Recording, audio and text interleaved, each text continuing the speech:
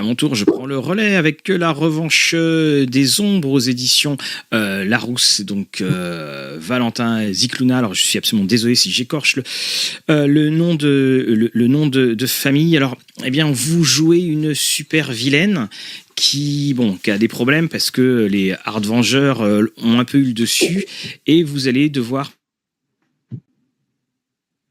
parcourir le monde pour vous refaire. Alors c'est avec votre petite feuille de personnage qui va être ici, vous êtes à la base de compagnons que vous allez rencontrer. Vous avez donc des super pouvoirs et puis à chaque fois on va vous demander en fin de paragraphe si vous avez tel pouvoir, voilà ce que vous pouvez faire. Il est à noter que il y a un passage au musée du Louvre et on peut tenter. Alors moi j'ai tenté de voler un truc au Louvre, ça n'a pas marché. Dans Fantomètre ça marchait beaucoup mieux. Et puis vous avez donc également pas mal d'énigmes comme cela à résoudre.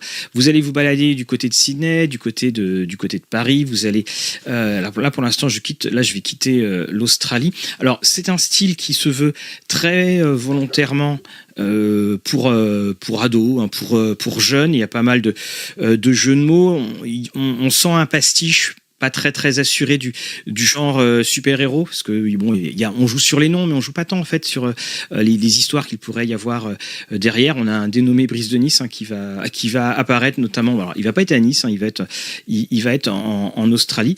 Mais en tout cas, j'aime beaucoup le système, et très régulièrement, on a énormément de choix en fait. Et le fait d'avoir de nombreux choix nous donne cette impression de liberté, avec des paragraphes qui sont pas forcément très longs. Mais c'est là aussi le but, c'est de créer un grand rythme. Et donc là-dessus, hein, pour ceux qui veulent une lecture là comme ça en entendant le train à prix modique, hein, parce que c'est 15 €, eh bien la Revanche des Ombres sera faite pour vous.